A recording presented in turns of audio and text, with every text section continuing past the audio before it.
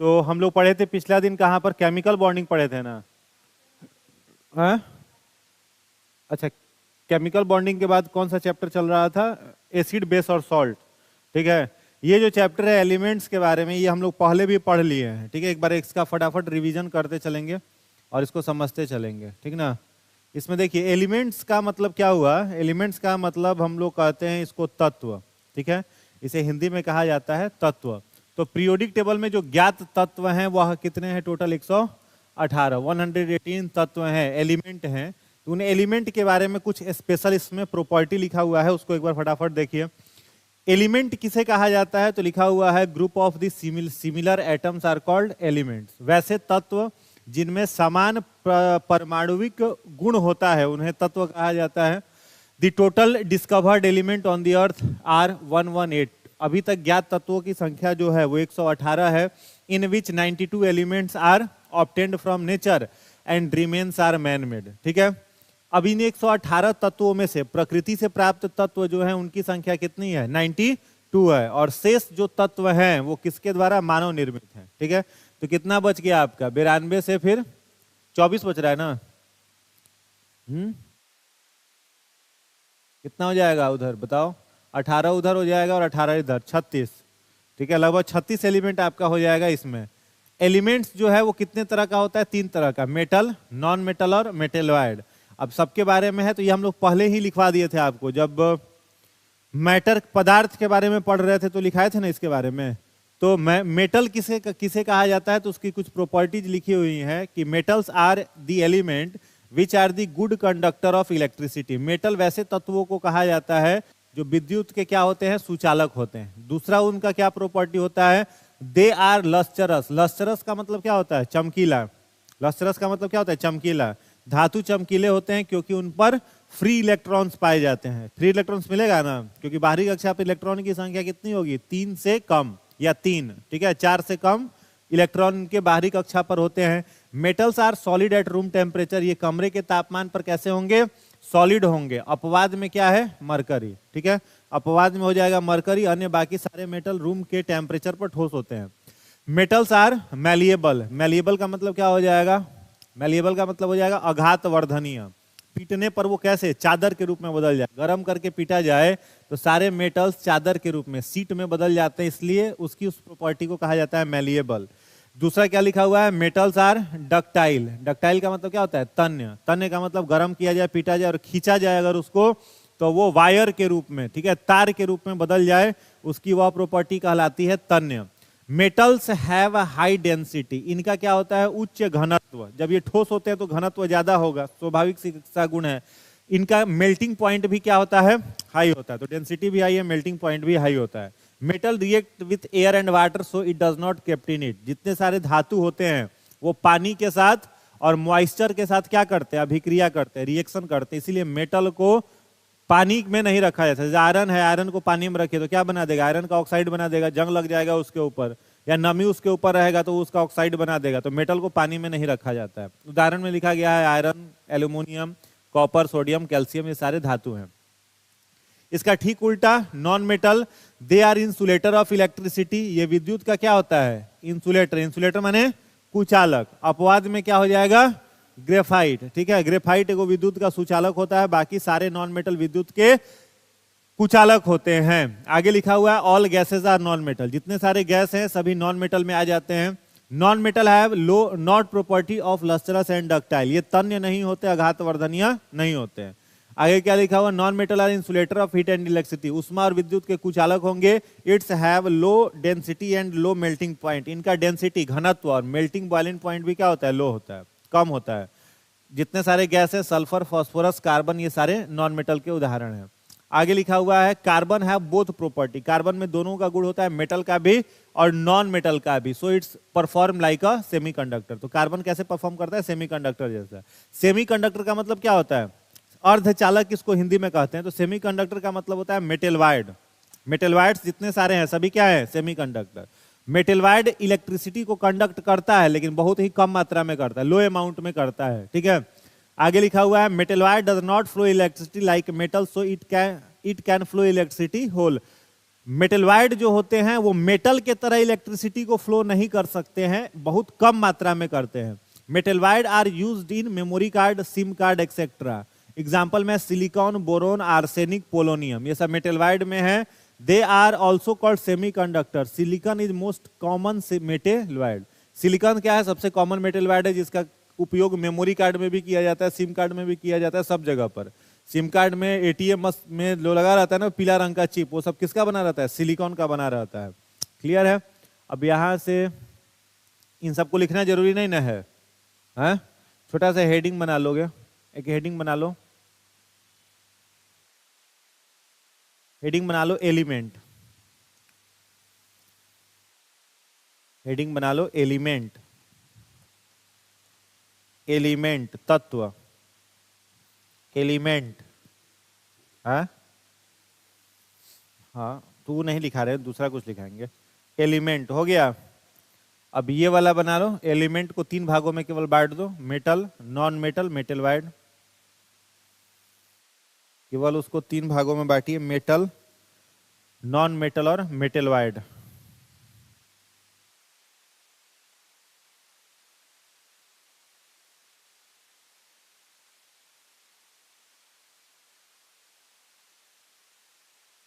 Metal, non metal और मेटलवाइड।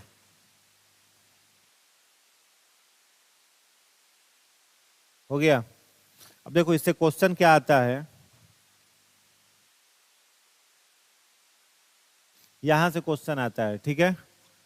Question आया हुआ है, ये दोनों से क्वेश्चन एग्जाम में आया हुआ है। क्वेश्चन क्या पूछा था? The most abundant element on the earth, पृथ्वी पर पाए जाने वाले सर्वाधिक किसकी संख्या पूछ रहा है? एलिमेंट की। The most abundant element on the earth, पृथ्वी पर पाए जाने वाले तत्व सर्वाधिक कौन कौन से? तो अगर तत्व का नाम पूछेगा आपसे तो एक ट्रिक आपको याद रखना है। कौन सा? इसको लिखा देते हैं। एक ट्रिक याद रखना है आपको, ओसियल फेकाना। क्या याद रखोगे? ओसियल फेकाना। इससे आपको पता चल जाएगा कि किस श्रेणी में सर्वाधिक तत्व धरती पर पाए जा रहे हैं, ठीक है? यहां पर ओसियल फेकाना याद रखोगे तो ओ से क्या हो जाएगा? ऑक्सीजन। सी से क्या हो जाएगा? सिलिकॉन। AiAl से एल्युमिनियम। Fe से आयरन। Ca से कैल्शियम और फिर सोडियम। तो धरती पर सर्वाधिक तत्व कौन सा है? ऑक्सीजन। ऑक्सीजन के बाद क्या है? सिलिकॉन। सिलिकॉन के बाद एल्युमिनियम। एल्युमिनियम के बाद फेरस। फेरस के बाद कैल्शियम। कैल्शियम के बाद सोडियम, ठीक है? और अगर क्वेश्चन पूछा the most abundant metal on the earth, पृथ्वी पर पाए जाने वाले मेटल सर्वाधिक कौन कौन से हैं, तो यहां पर आपको एक ट्रिक याद रखना है, अल फेकाना। क्या याद रखोगे? अल फेकाना। वहां पर ओसियल फेकाना और यहां पर अल फेकाना। तो अल फेकाना याद रखोगे तो क्या याद रहेगा? एल्युमिनियम। एल्युमिनियम के बाद आयरन। आयरन के बाद कैल्शियम और फिर सोडियम। खाली आगे का 2 गो हट जाएगा, कौन सा? ऑक्सीजन और सिलिकॉन। तो अल फेकाना और ओसियल फेकाना, 2 ट्रिक याद रखना है। तो लिखिएगा पहला पॉइंट, पृथ्वी पर सर्वाधिक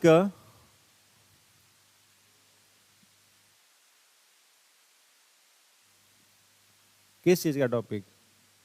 तत्व, एलिमेंट। पृथ्वी पर सर्वाधिक तत्व निम्न श्रेणी में है। पृथ्वी पर सर्वाधिक तत्व निम्न श्रेणी में है। ये वाला लिख लीजिए, ट्रिक ओसियल फेकाना, और फिर इसको लिख लीजिए।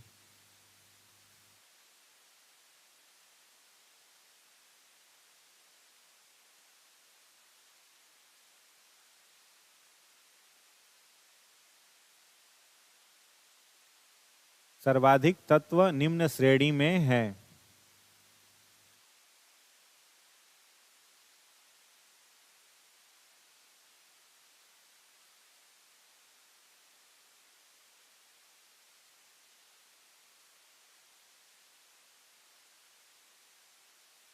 दूसरा लिखिएगा,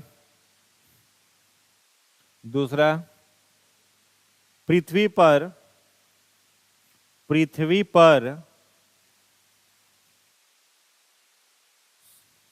सर्वाधिक धातु, पृथ्वी पर सर्वाधिक धातु निम्न है।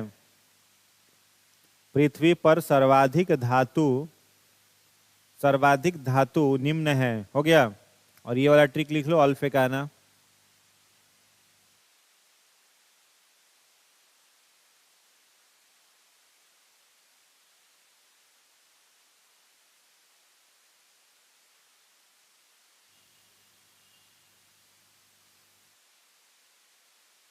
आगे बढ़ा जाए। हो गया।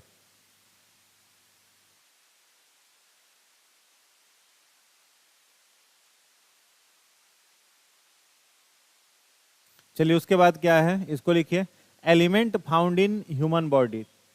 अगला फैक्ट लिखिएगा, मानव शरीर में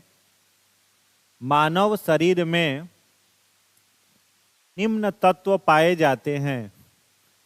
मानव शरीर में निम्न तत्व पाए जाते हैं। निम्न तत्व पाए जाते हैं लिख लीजिए, ऑक्सीजन, ऑक्सीजन के बाद कार्बन, हाइड्रोजन, नाइट्रोजन और कैल्शियम। सबसे ज्यादा हम लोगों के शरीर में क्या है, ऑक्सीजन। और सबसे कम क्या है हम लोगों के बॉडी में, मैग्नीशियम। वो लिखा है उसमें भले कैल्शियम, मैग्नीशियम इतना कम है कि पता ही नहीं चलता है। इसको लिख लीजिए, फिर लिखा देते हैं।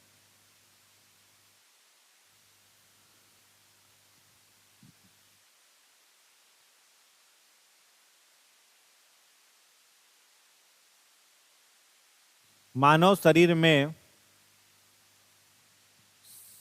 तत्व निम्न है, इसको लिख लीजिए। सबसे ऑक्सीजन, ऑक्सीजन के बाद कार्बन, हाइड्रोजन, नाइट्रोजन, फिर कैल्शियम।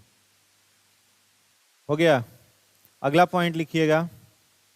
अगला पॉइंट, मानव शरीर में सर्वाधिक मात्रा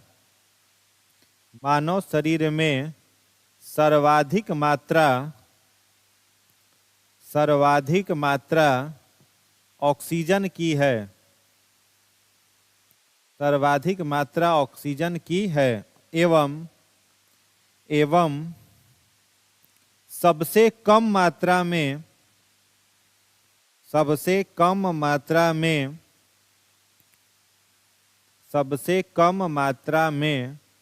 मैग्नीज है। सबसे कम मात्रा में मैग्नीज है। सबसे ज्यादा ऑक्सीजन और सबसे स्कार्स एलिमेंट मैंगनीज।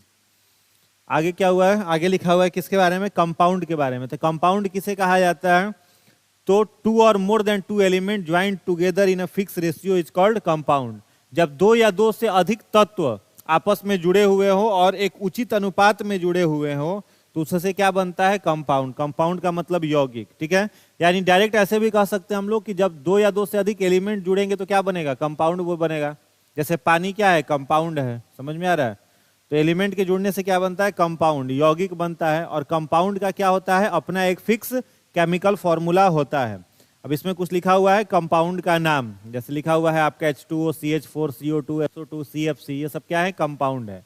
कंपाउंड कितने तरह के होते हैं, 2 तरह के। पहला इसमें कौन सा टाइप है, ऑर्गेनिक। ऑर्गेनिक का माने कार्बनिक। तो कार्बनिक किसे कहेंगे, जो कार्बन से बना हुआ रहेगा, जिसमें कार्बन होगा। तो देख रहे हो इन सब में कार्बन है आपका CO2, CH4, C2H5 ऐसे, ठीक है। तो जिसमें कार्बन होगा वो कार्बनिक, और जिसमें कार्बन नहीं होगा वो क्या हो जाएगा, इनऑर्गेनिक, ठीक है। इनऑर्गेनिक में क्या लिखा, those compound which formed without the carbon. तो विदाउट द कार्बन माने हाइड्रोजन हो जाएगा, सल्फर डाइऑक्साइड हो जाएगा, नाइट्रोजन ऑक्साइड हो जाएगा, ठीक है। ये सब क्या हो जाएगा आपका इनऑर्गेनिक कंपाउंड का उदाहरण है। आगे क्या लिखा हुआ है, इसमें 2 कंपाउंड का जिक्र किया गया है। जैसे ऑर्गेनिक कंपाउंड में हम पहले भी आप लोगों को लिखा दिए थे, C2H5SH का, इसको क्या कहते हैं, इथाइल मार्केप्टेन कहते हैं। इसका प्रयोग LPG सिलेंडर में गंध डालने के लिए किया जाता है, ठीक है। दूसरा क्या लिखा हुआ है, इनऑर्गेनिक कंपाउंड में लिखा हुआ है नाइट्रस ऑक्साइड, N2O। तो नाइट्रस ऑक्साइड को क्या कहते हैं, लाफिंग गैस कहते हैं। और एनेस्थेसिया भी देने में किसका प्रयोग किया जाता है, N2O का यूज किया जाता है। एनेस्थेसिया माने ऑपरेशन से पहले बीमारी जो रोगी होता है उसको क्या किया जाता है, बेहोश कर दिया जाता है। तो क्या दिया जाता है, उसको एनेस्थेसिया देते हैं। तो वहां पर भी नाइट्रस ऑक्साइड का उपयोग किया जाता है। तो किसी को अचेत करने में और हास्य गैस के रूप में, दोनों जगह उपयोग किसका होता है, नाइट्रस ऑक्साइड का उपयोग होता है। तो लिखा हुआ है NTO is also called laughing gas, पता ही है आप लोगों को। मिक्सचर किसे कहते हैं, तो it is the group of 2 और more than 2 element in any ratio. Mixture जो होगा 2 या 2 से अधिक तत्वों का क्या होगा, मिश्रण होगा, किसी भी अनुपात में, ठीक है। किसी भी अनुपात में हो सकता है। अब यहाँ पर डिपेंड नहीं पूछ रहा है, मिक्सचर केवल पूछा। होमोजीनियस अगर पूछता तो डेफिनेशन में क्या हो जाता, फिक्स रेशियो। ठीक है। होमोजीनियस मिक्सचर जो होता है समांग मिश्रण, वहां पर यहाँ क्या लिखा जाता है, फिक्स रेशियो। और हेट्रोजीनियस पूछता तो एनी रेशियो। ठीक है, तो केवल चूंकि मिक्सचर है तो किसी भी अनुपात में दो पदार्थों का आपस में मिला देना क्या कहलाता है, मिक्सचर कहलाता है। एग्जाम्पल में क्या है, दूध हो गया, दाल हो गया, एक्सप्लोसिव। एक्सप्लोसिव माने विस्फोटक पदार्थ जितने सारे हैं, जैसे TNT है, ट्राइनाइट्रोटोलिन, ठीक है, डायनामाइट है, ये सब क्या होते हैं, मिक्सचर के उदाहरण है। TNB है, ट्राइनाइट्रोबेंजीन है, एयर, शरबत, ये सब आपका क्या है, मिक्सचर होता है। मिक्सचर के प्रकार, पहला प्रकार क्या लिखा हुआ है, हेट्रोजीनियस। हेट्रोजीनियस का मतलब क्या था, विषमांग मिश्रण। तो विषमांग मिश्रण में क्या है, the incomplete mixture of two element are called heterogeneous mixture. ठीक है, दो पदार्थों का असमांग मतलब उचित अनुपात में नहीं मिला हुआ मिक्सचर क्या कहलाता है, हेट्रोजीनियस। एग्जाम्पल में हो जा सकता है क्या, शरबत, ठीक है, या फिर क्या है, प्योर एयर, जो शुद्ध हवा है। तो शुद्ध हवा में सब कुछ इक्वल अमाउंट में थोड़े है, ऑक्सीजन का परसेंटेज अलग है, नाइट्रोजन का अलग है, कार्बन डाइऑक्साइड का परसेंटेज अलग है, तो वो भी क्या है, हेट्रोजीनियस मिक्सचर ही है। दाल जो हो जाता है, दाल वगैरह जो बनता है, वो सब हेट्रोजीनियस मिक्सचर का उदाहरण है। सॉल्यूशन कहा जाता है या होमोजीनियस मिक्सचर, बात एक ही है। सॉल्यूशन भी कह सकते हैं, होमोजीनियस मिक्सचर भी कह सकते हैं। समांग मिश्रण हिंदी में कहते हैं। तो the homogeneous mixture of two और more substance are called solution. Solute and solvent present in solution. ठीक है, विलयन में क्या पाया जाता है, सॉल्यूट भी पाया जाता है और सॉल्वेंट भी। सॉल्यूट का मतलब क्या हो जाएगा, विलायक, और सॉल्वेंट का मतलब क्या हो जाएगा, विलेय। जैसे शुगर सिरप बनाना है तो पानी जो होगा वो क्या होगा, सॉल्वेंट, और उसके अंदर जो चीनी डलाएगा वो क्या होगा, सॉल्यूट। ठीक है, तो विलयन में दो चीजें पाई जाएंगी, सॉल्यूट पाया जाएगा और सॉल्वेंट पाया जाएगा। Solution are divided into 3 groups on the basis of solute. Solute के आधार पर सॉल्यूशन को 3 वर्गों में बांटा गया है। पहला है अनसेचुरेटेड, असंतृप्त विलयन, दूसरा है सेचुरेटेड, संतृप्त विलयन, और तीसरा है सुपर सेचुरेटेड, मतलब अति संतृप्त विलयन। ठीक है, तो वैसा विलयन जिसका डेंसिटी फुल हो जाए, उसमें इंटरमोलिकुलर स्पेस नहीं बचे, उस विलयन को क्या कहा जाता है, अनसेचुरेट। क्या कहा जाता है, सॉरी, सेचुरेटेड। सेचुरेटेड किसे किसे कहा जाए, जैसे चीनी पानी का आप शरबत बना रहे हैं, 5 लीटर आपके पास पानी है। अब उस 5 लीटर पानी में फिक्स है ना कि कितना चीनी आप मिला सकते हैं, नहीं फिक्स है। 5 लीटर पानी में आप शरबत बना रहे हैं चीनी का, तो फिक्स है ना कि उसमें मान लो उसमें 1 किलो चीनी घुल सकता है। तो 1 किलो चीनी के बाद आप किसी पदार्थ को घोलना चाहें तो घुलेगा क्या, नहीं घुलेगा। वो क्या होगा, जाके उसके पेंदी में बैठ जाएगा, बॉटम में क्या हो जाएगा, बैठ जाएगा। क्यों बैठेगा, क्योंकि इंटरमोलिकुलर स्पेस जितना पानी के अंदर था वो 1 किलो चीनी से भर गया। तो डेंसिटी फुल होते ही वो सॉल्यूशन क्या बन जाता है, सेचुरेटेड, संतृप्त विलयन बन जाता है। ठीक है, अब 5 लीटर में 1 किलो चीनी घुल सकता है, आपने घोला उसमें 800 ग्राम 900 ग्राम चीनी घोला, तभी वो क्या है, अनसेचुरेटेड, असंतृप्त है, क्योंकि उसमें इंटरमोलिकुलर स्पेस बचा हुआ है। और सुपर सेचुरेटेड उसे कहते हैं जब सॉल्यूशन में इंटरमोलिकुलर स्पेस बनाने के लिए हीट का प्रयोग किया जाता है। ठीक है, तो सेचुरेटेड सॉल्यूशन हो गया, 5 लीटर पानी में 1 किलो चीनी को घोल दिया तो हो गया सेचुरेटेड। अब उसमें नमक मिलाना है कोई रिएक्शन करवाने के लिए, तो नमक नहीं मिलाने के लिए क्या करिएगा, आप उसको हीट करिएगा। तो हीट कर करके सॉल्यूशन में इंटरमोलिकुलर स्पेस बनाना क्या कहलाता है, सुपर सेचुरेटेड सॉल्यूशन कहलाता है। ठीक है, तो विलयन के कितने प्रकार हो जाएंगे, 3। अब देखो ये वाला जो चार्ट है, इससे एग्जाम में खूब सारा क्वेश्चन हर साल आता है। ठीक है, क्वेश्चन क्या आता है, क्वेश्चन आएगा कि कोहरा निम्नलिखित में से किसका उदाहरण है। ठीक है, या फिर आपसे पूछेगा कि बताइए शुगर सिरप किसका उदाहरण है, या फिर पूछेगा आपसे कि ग्रीस किसका उदाहरण है। ठीक है, तो यहां से क्वेश्चन हर साल आप उठाइएगा, घटना चक्र में मिलेगा। यहाँ क्या लिखा है, सॉल्वेंट। सॉल्वेंट माने विलायक। ठीक है, सॉल्यूट मतलब विलेय, और एग्जाम्पल लिखा गया है। पहला एग्जाम्पल किसमें है, गैस को इन सब में मिलाया जा रहा है। गैस मतलब किस रूप में है, सॉल्वेंट के रूप में।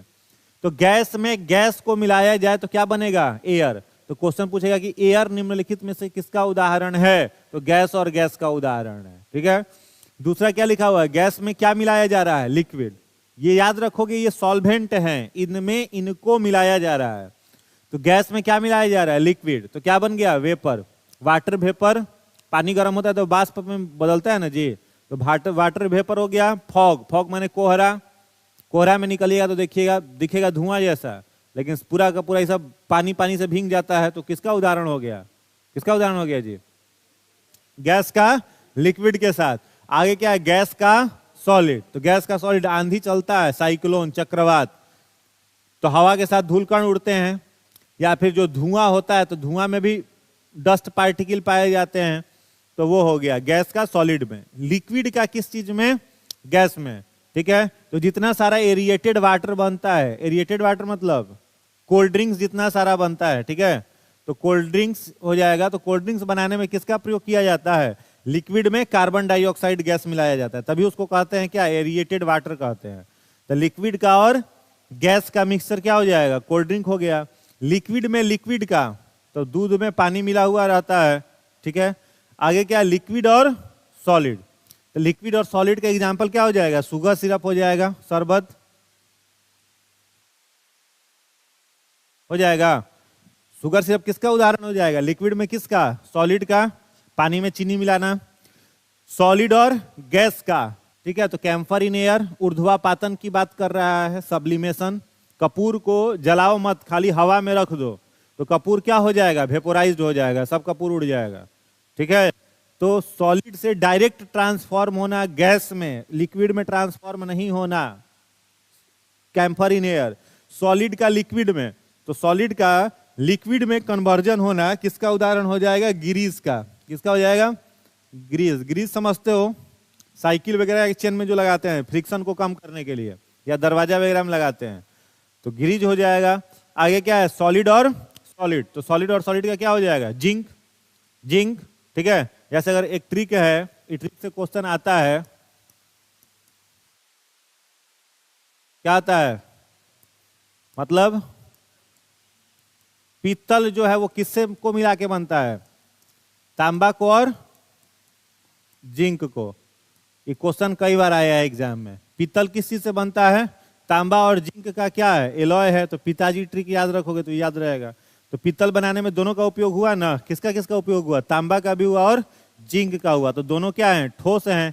तो जितने सारे एलॉय बनते हैं, ठीक है, एलॉय बनाने में किसका प्रयोग किया जाता है? सॉलिड और सॉलिड का ही मिक्सर होता है।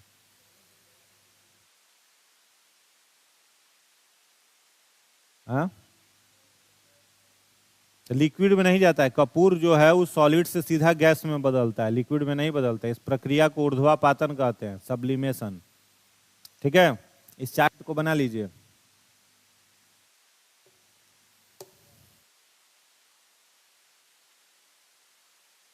कौन होता है? उदाहरण है तुम्हारे पास कुछ? बताओ तब ना। पढ़ा है तो याद क्यों नहीं आएगा?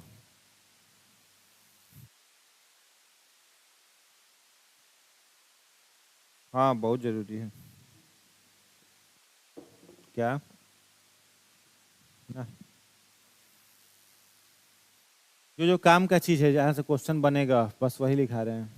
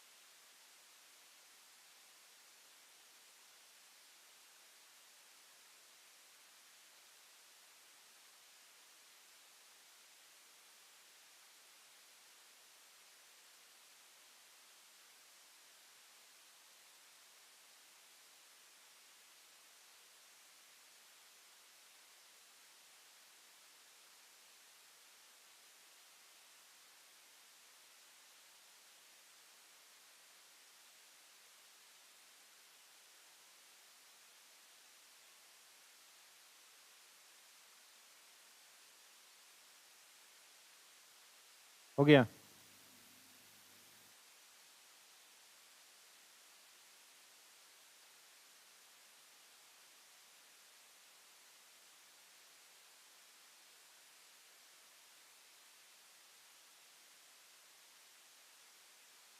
बोलिए, बोलो। चलिए ठीक है, इतना लिख लिए।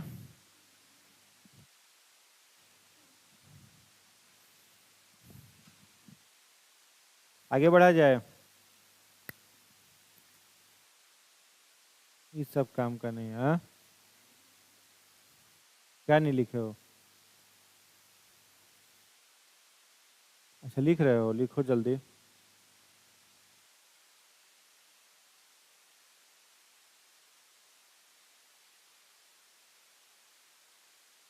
निष्क्रिय रहते हैं, ज्यादा सक्रिय नहीं रहते, निष्क्रिय रहते हैं।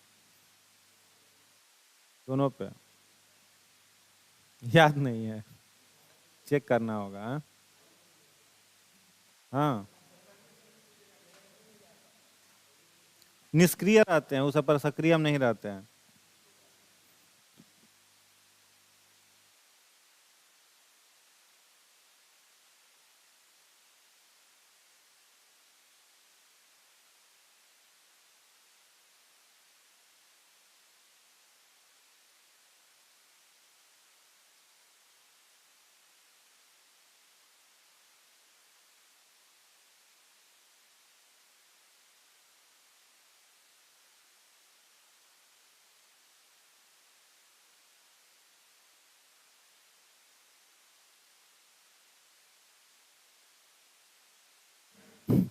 चलो, हो गया।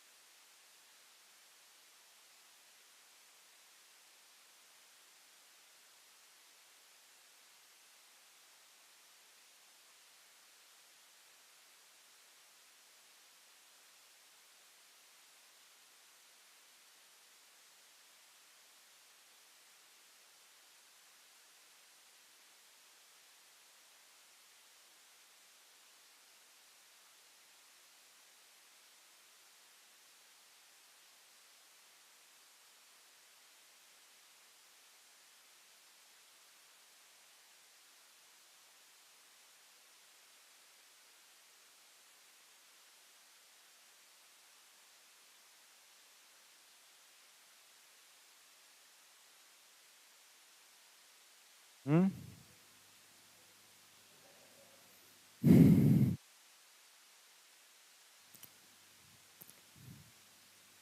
चलिए, हेडिंग बनाइएगा, कैटलिस्ट, उत्प्रेरक। इसको फटाफट खत्म किया जाए। टारगेट रखो 4-5 दिन में खत्म कर देने का, इस वीक में।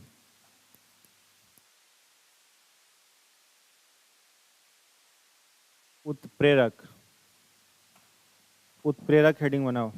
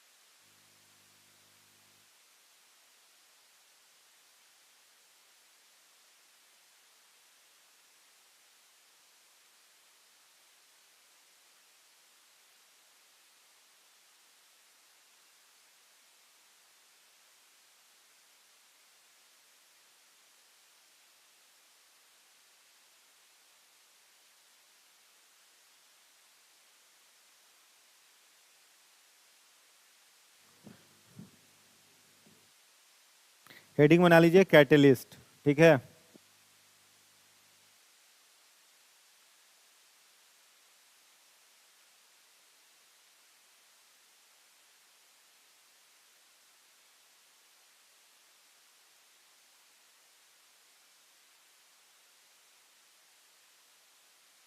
कैटलिस्ट को क्या कहते हैं हिंदी में? उत्प्रेरक, ठीक है। क्या कहते हैं? उत्प्रेरक। इसका काम क्या होता है? तो अभिक्रिया के दर को बढ़ा देना या घटा देना, यही इसका काम है, ठीक है। अभिक्रिया के दर को बढ़ा देना या घटा देना, ये इसका काम है। तो कैटलिस्ट जो है उसका खोज किसने किया था? तो catalyst was discovered by Berzelius. इसके खोजकर्ता वैज्ञानिक का नाम क्या है? बर्जेलियस है, ठीक है।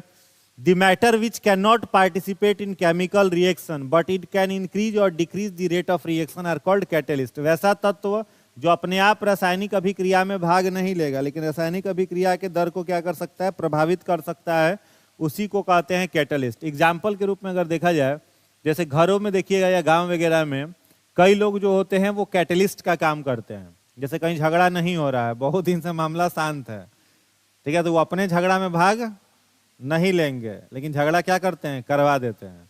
तो झगड़ा करवा दिया तो वो क्या कहलाएगा? कैटलिस्ट। जहां रिएक्शन नहीं हो रहा था वहां क्या करा दिया? रिएक्शन करा दिया करके। और कई सारे लोग होते हैं जो रिएक्शन को क्या करते हैं? बढ़ा भी देते हैं और घटा भी देते हैं। झगड़ा हुआ तो कुछ लोग जाकर के झगड़ा छुड़ाते हैं, नहीं नहीं गलत बात है, झगड़ा नहीं करना चाहिए। और कुछ लोग जाकर के नहीं इसी लायक था, मारो इसको, ठीक है। तो जो झगड़ा को बढ़ा रहा है वो क्या काम कर रहा है? उसको कहते हैं पॉजिटिव कैटलिस्ट, ठीक है। और जो झगड़ा को कम करा रहा है उसको क्या कहते हैं? निगेटिव कैटलिस्ट, ठीक है।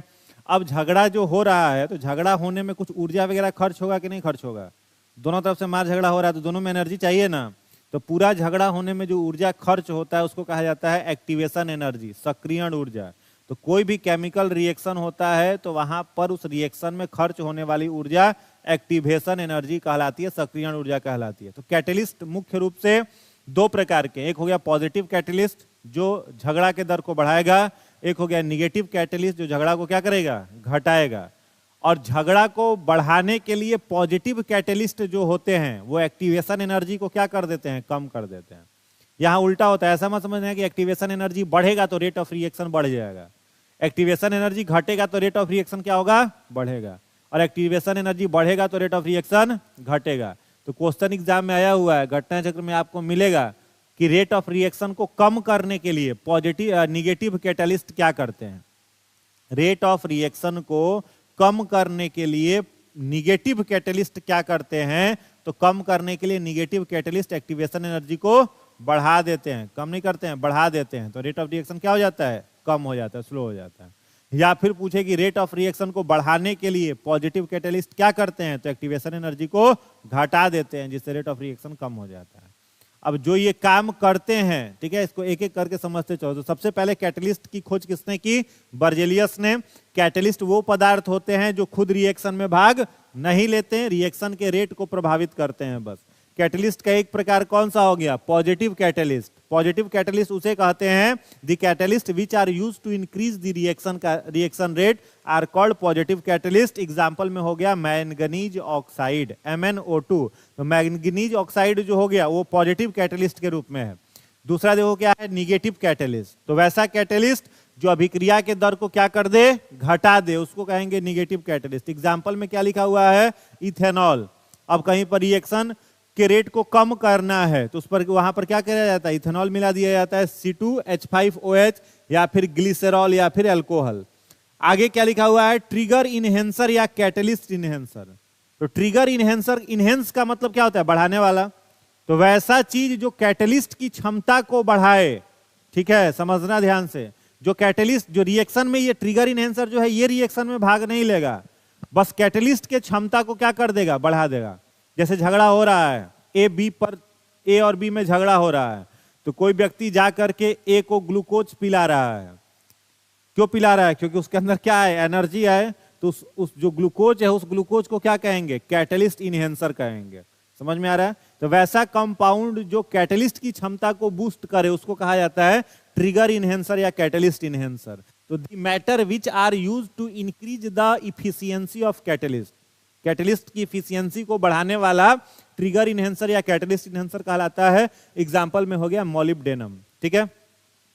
ठीक वैसे ही इसका जो उल्टा होगा उसको क्या कहेंगे, ट्रिगर पॉइजन या कैटलिस्ट पॉइजन। तो कैटलिस्ट पॉइजन क्या काम करेगा, कैटलिस्ट की क्षमता को कम करेगा ताकि रिएक्शन स्लो हो जाए, ठीक है। तो the matter which are used to decrease the efficiency of catalyst, for example mercury and sulphur compound, mercury का और सल्फर का कंपाउंड। आगे क्या लिखा हुआ है, एक्टिवेशन एनर्जी। तो एक्टिवेशन एनर्जी क्या है, the energy which is used to complete any chemical reaction are called activation energy. कोई भी रासायनिक अभिक्रिया को पूर्ण होने में जो ऊर्जा खर्च होती है उसको एक्टिवेशन एनर्जी कहा जाता है। नोट में लिखा हुआ है, if activation energy more than the rate of reaction slow, activation energy ज्यादा होगा, रिएक्शन का रेट क्या होगा, कम होगा। To increase the rate of reaction, rate of reaction को बढ़ाने के लिए पॉजिटिव कैटलिस्ट क्या काम करते हैं, एक्टिवेशन एनर्जी को घटा देते हैं, कम कर देते हैं। आगे लिखा हुआ, to decrease the rate of reaction, rate of reaction को घटाने के लिए निगेटिव कैटलिस्ट एक्टिवेशन एनर्जी को क्या करते हैं, बढ़ा देते हैं। क्लियर, ये सब लिखा देंगे। सब इंपॉर्टेंट कैटलिस्ट, कुछ इंपॉर्टेंट कैटलिस्ट है, यही 5-7 होगा, 7-8 कैटलिस्ट है जो जिससे एग्जाम में क्वेश्चन आया हुआ है। आयरन पाउडर का उपयोग किस में किया जाता है, अमोनिया बनाने में। तो अमोनिया किस विधि से बनता है, ये भी क्वेश्चन आया, हैबर्स प्रोसेस। अमोनिया के निर्माण का प्रक्रिया क्या कहलाता है, हैबर्स प्रोसेस। तो हैबर्स विधि द्वारा अमोनिया निर्माण करने के लिए किसका प्रयोग किया जाता है, लौह चूर्ण का, आयरन पाउडर का। प्लेटिनम चूर्ण का प्रयोग किस में किया जाता है, formation of nitrous oxide, nitrous oxide बनाने में। हॉट एल्यूमिना, गर्म एल्यूमिना का प्रयोग किया जाता है अल्कोहल से ईथर बनाने में। निकेल का उपयोग किया जाता है ग्लूकोज से अल्कोहल बनाने में। जाइमेज का प्रयोग किया जाता है ग्लूकोज से अल्कोहल बनाने में। इन्वर्टेज का प्रयोग किया जाता है शुगर से ग्लूकोज और फ्रुक्टोज बनाने में। लैक्टिक एसिड का प्रयोग किया जाता है दूध से दही बनाने में। लैक्टिक वैसिलिस का भी प्रयोग किया जाता है दूध से लैक्टिक एसिड बनाने में। बस इतना ही इंपॉर्टेंट कैटलिस्ट याद करना है। सबका चुनिंदा पॉइंट आप लोगों को लिखा दे रहे हैं, ठीक है। तो पहला पॉइंट लिखते चलो अब इसमें फटाफट। पहला पॉइंट लिखिएगा, कैटलिस्ट की खोज बर्जेलियस ने की थी। कैटलिस्ट की खोज, कैटलिस्ट की खोज बर्जेलियस ने, बर्जेलियस लिखा हुआ है यहां पर, बर्जेलियस ने की थी। दूसरा पॉइंट लिखिएगा, वह पदार्थ जो अभिक्रिया के दर को, वह पदार्थ जो अभिक्रिया के दर को बढ़ा देता है या कम कर देता है, वह पदार्थ जो अभिक्रिया के दर को बढ़ा देता है या कम कर देता है या कम कर देता है, उसे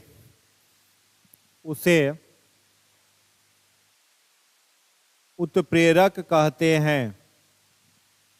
उसे उत्प्रेरक कहते हैं। अगला पॉइंट, उत्प्रेरक के दो प्रकार हैं। उत्प्रेरक के दो प्रकार हैं। उत्प्रेरक के दो प्रकार हैं। पहला सकारात्मक उत्प्रेरक, या फिर पॉजिटिव कैटलिस्ट लिखो, इंग्लिश वर्ड का ही प्रयोग होता है, लिखिएगा positive catalyst. Positive catalyst, positive catalyst, इसमें डैश देकर के लिखिएगा। यह अभिक्रिया के दर को, यह अभिक्रिया के दर को बढ़ा देते हैं। यह अभिक्रिया के दर को बढ़ा देते हैं। अभिक्रिया के दर को बढ़ा देते हैं।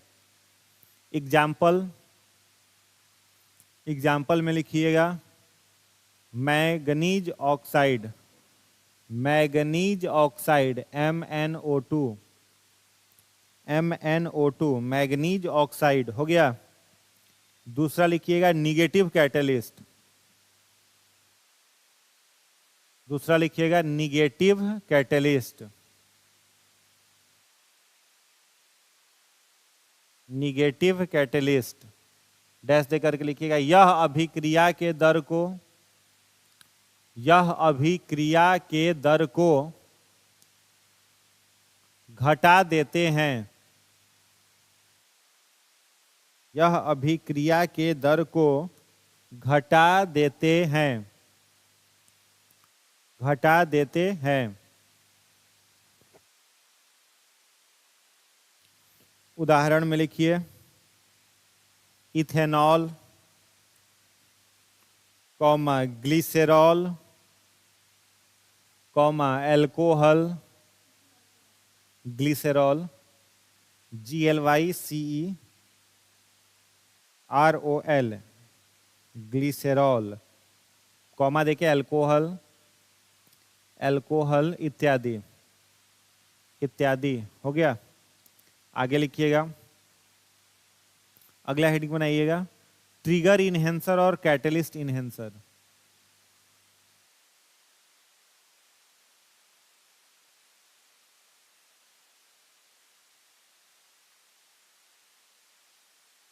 जो कैटलिस्ट के पावर को इंक्रीज करता है। कैटलिस्ट के पावर को जो इंक्रीज करता है। अब कैटलिस्ट के पावर को इंक्रीज करने के लिए क्या काम करना पड़ेगा?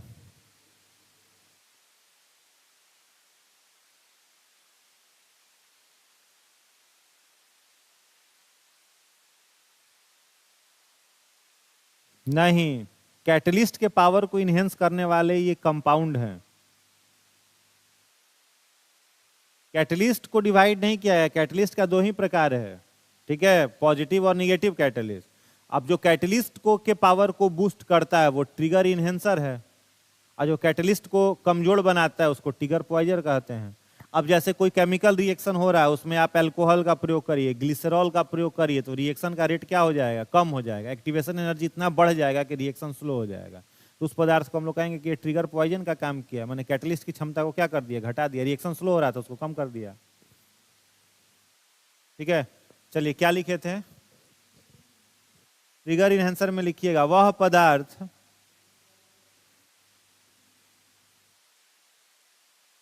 छोड़ दो, वह पदार्थ, हाँ, वह पदार्थ जो उत्प्रेरक की क्षमता को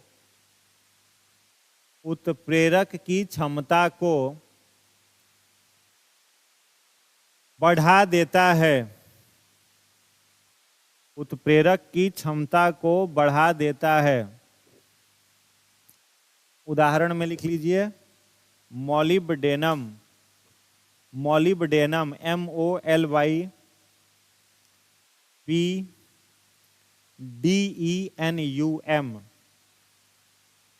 मॉलिब्डेनम। हो गया। उसके बाद लिखिएगा दूसरा, ट्रिगर पॉइजन और कैटलिस्ट पॉइजन। ट्रिगर पॉइजन और कैटलिस्ट पॉइजन।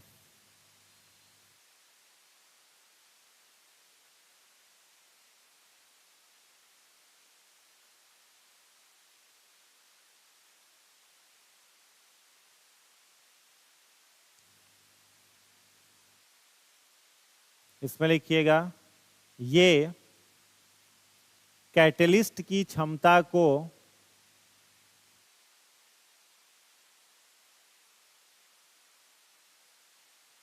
घटा देते हैं। कैटलिस्ट की क्षमता को घटा देते हैं। कैटलिस्ट की क्षमता को घटा देते हैं। कैटलिस्ट की एग्जाम्पल में लिख लीजिएगा, जो कैटलिस्ट के पावर को डिक्रीज करे वह क्या हो जाएगा? ट्रिगर पॉइजन और कैटलिस्ट पॉइजन। तो एग्जाम्पल में इसका लिख लीजिएगा, मरकरी तथा गंधक सल्फर। मरकरी तथा सल्फर के यौगिक, मरकरी तथा सल्फर के यौगिक दोनों क्या होंगे? ट्रिगर पॉइजन होंगे। उसके बाद हेडिंग बनाइएगा, सक्रियण ऊर्जा, activation energy. Activation energy, activation energy, इसमें डैश दे करके लिखिएगा, वह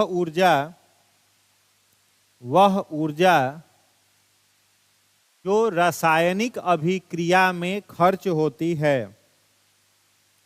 वह ऊर्जा जो रासायनिक अभिक्रिया में खर्च होती है, रासायनिक अभिक्रिया में खर्च होती है,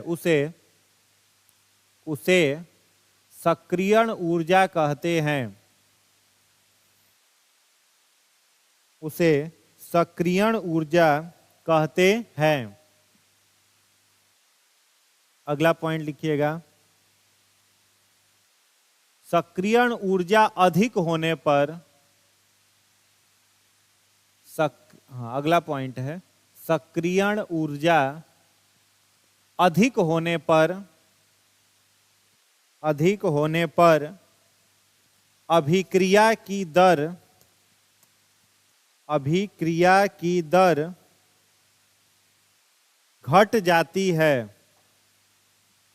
घट जाती है एवं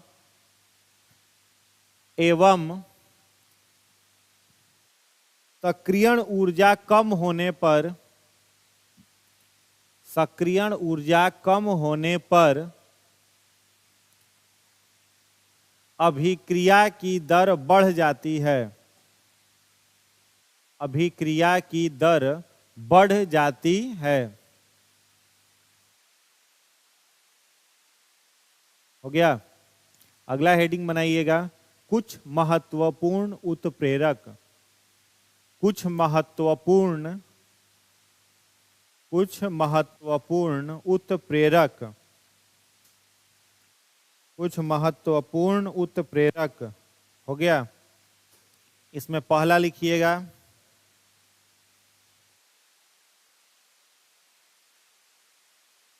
पॉजिटिव और negative catalyst trigger, catalyst poison और कैटलिस्ट इनहेंसर मिला करके, कैटलिस्ट इनहेंसर मिलाएंगे एक्टिवेशन एनर्जी घटा देगा, ठीक है, और कैटलिस्ट पॉइजन मिलाएंगे एक्टिवेशन एनर्जी बढ़ा देगा। ठीक है। कुछ महत्वपूर्ण उत्प्रेरक। हो गया। पहला लिखिएगा लौह पाउडर, लौह चूर्ण, या आयरन पाउडर नहीं लिखो, iron powder, iron powder,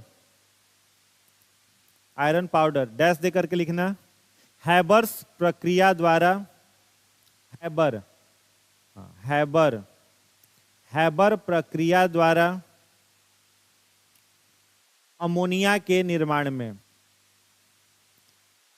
Haber प्रक्रिया द्वारा अमोनिया के निर्माण में, अमोनिया के निर्माण में। हो गया। दूसरा लिखिएगा प्लेटिनम पाउडर,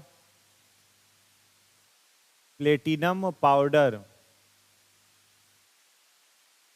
इसमें लिखिएगा नाइट्रस ऑक्साइड के निर्माण में,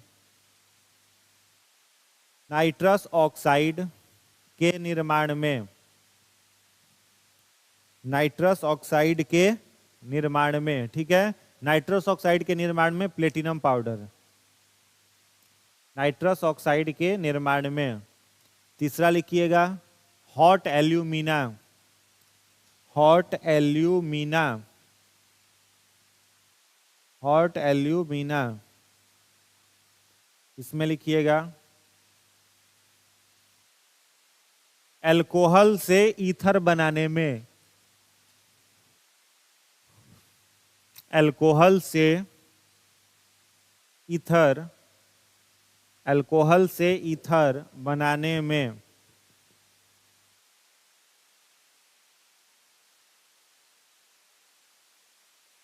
के बाद लिखिएगा निकेल, निकेल, निकेल, इसमें लिखिएगा ग्लूकोज से,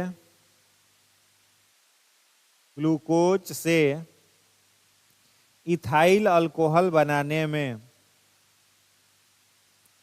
ग्लूकोज से इथाइल अल्कोहल, इथाइल अल्कोहल बनाने में। उसके बाद लिखिएगा जाइमेज, ZYMASE, ZYMASE, जाइमेज, इसमें लिखिएगा सेम वही लिख लीजिए, डिटो लगा दीजिए। ग्लूकोज से इथाइल अल्कोहल बनाने में जाइमेज का भी होता है। छठा लिखिएगा इनवर्टेज। इनवर्टेज इसमें लिखिएगा शर्करा से ग्लूकोज बनाने में, शर्करा माने चीनी, शर्करा से ग्लूकोज बनाने में, शर्करा से ग्लूकोज बनाने में। उसके बाद लिखेंगे lactic acid. Lactic acid, lactic acid इसमें लिखिएगा दूध से दही बनाने में, दूध से दही बनाने में, दूध से दही बनाने में।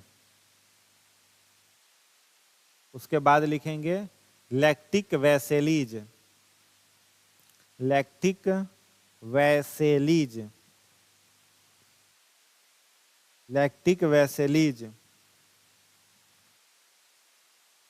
लैक्टिक वैसेलीज इसमें लिखिएगा दूध से लैक्टिक एसिड बनाने में,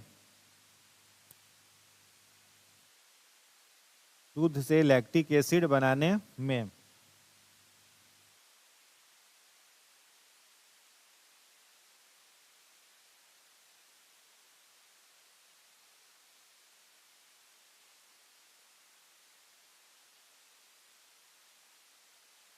किसमें? 5 में।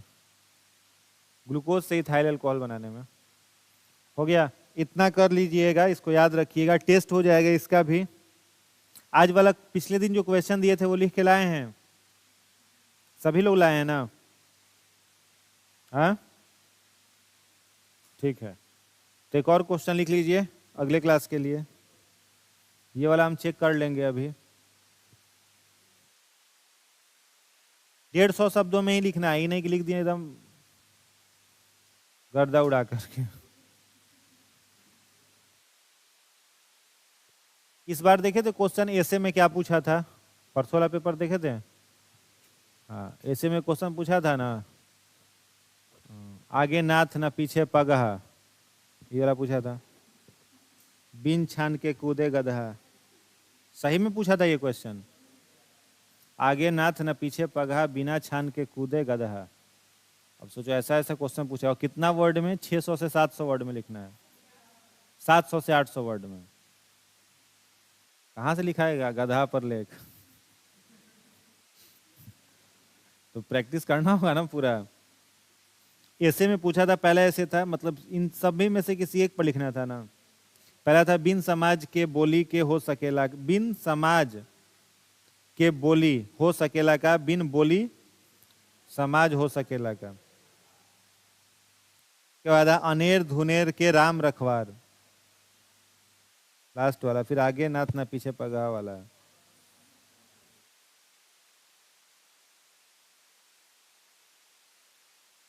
है ना, मुहावरे पर लिखना है। इसीलिए डेली आंसर लिखते रहोगे तो प्रैक्टिस रहेगा। समझ में आ रहा है? हाँ, पीटी निकाल लो एक बार बढ़िया से, फिर मेंस में तो इतना लिखवा दिया जाएगा तुम लोगों को कि मेंस निकालना आसान हो जाएगा। हाँ क्या? हम कौन, कहाँ से सुन लिया तुम? ओ